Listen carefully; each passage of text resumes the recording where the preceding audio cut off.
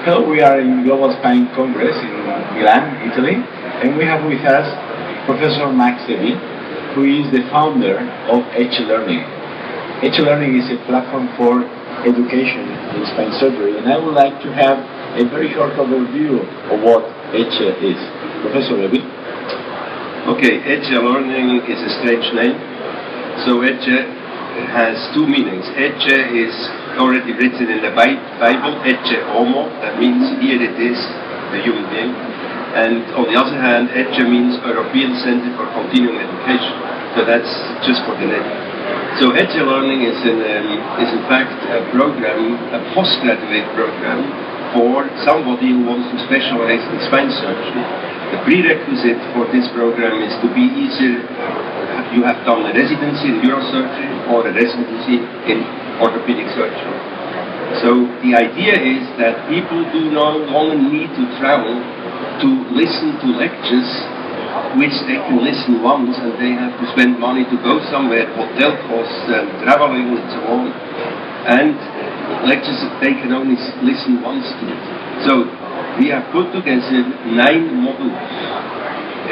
All the relevant issues in spine surgery. That means basic science, principles, degenerative, cervical spine, degenerative, thoracolumbar spine, deformities, children, deformities, adult, trauma, tumors, infection, disorders of the bone, inflammation, and finally revisions and complications.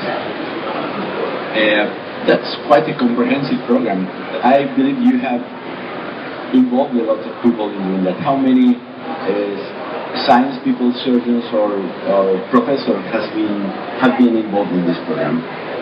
So these are totally 180 lectures, and there are about 127 faculty involved, so people who gave lectures.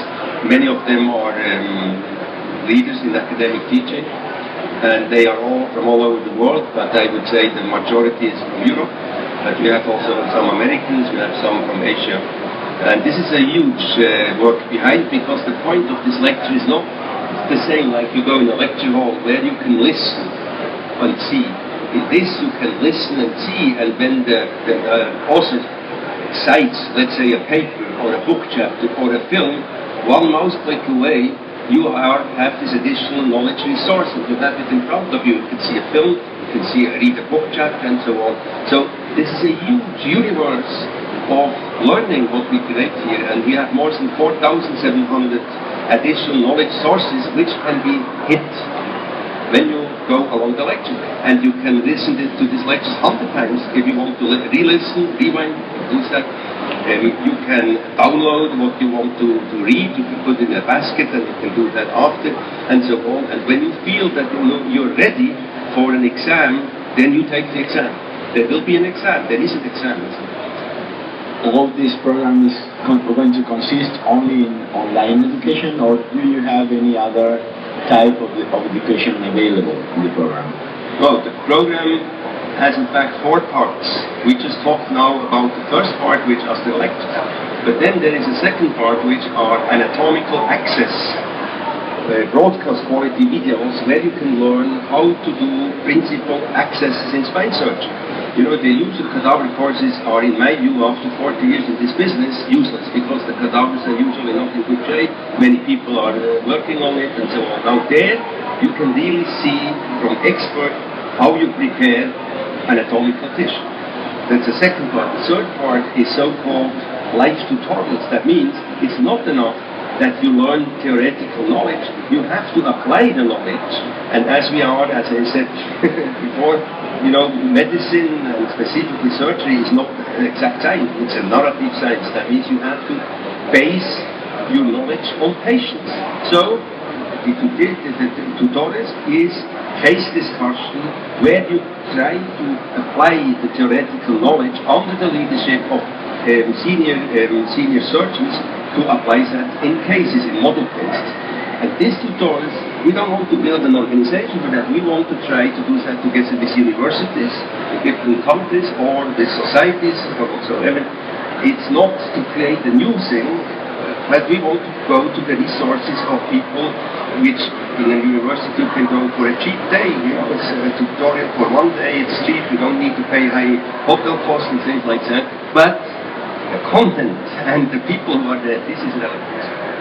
Has this program had any accreditation in terms of continuing medical education? I will answer that immediately because I didn't talk about the number 4 part. Because there is also a so-called skill assessment where you assess whether a guy does not only know theoretical knowledge, he also knows how to do surgery. And we have, as I mentioned before, a technology to see whether somebody is mature for a specialty as a spine surgeon. So this is part 4. Now, accreditation, this is an issue, of course. As you know, in Europe there is still not any accepted spine specialization. They talked about subspecialization. There's nothing like that. But we have submitted one model as a test model to the UMS in Brussels, and it has fully been accredited with around 50 CME points. That means when we have all the 9 models together, what we are going to do now, all the models in one bout, we will have between 500 and 600 CME points, which corresponds to a master degree. And what we want is, in fact, to encourage universities to run that as a master degree. Then we will maybe circumvent all this political discussion, what is a specialist and who is not a specialist. The last question is very practical. Can anyone in any region of the world participate in this program? Yes. And there are also different, our idea is also to have different prices. So people coming from rather poorer areas in the world, we will give them as much as we can rebate so they can do it cheap. But at the end of the day, all this costs money.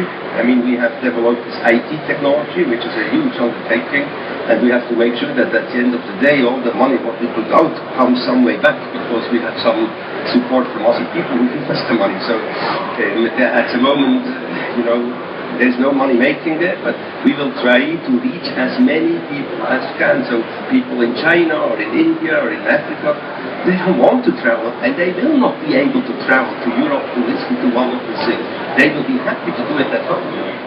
So it's democratic teaching. Yes, that's democratization of knowledge. That's the 21st century. It's no longer a small applause of an organization. It's people will choose, like everything else. Last question. When do you expect to go online to be available to start courses? Started last week. The first 3 modules went online last week, and the next 3 modules will come in May, and the next 3 modules will come in June. So it will come step by step. Thank you very much, Professor Aebi, and congratulations for this great achievement. Thank you.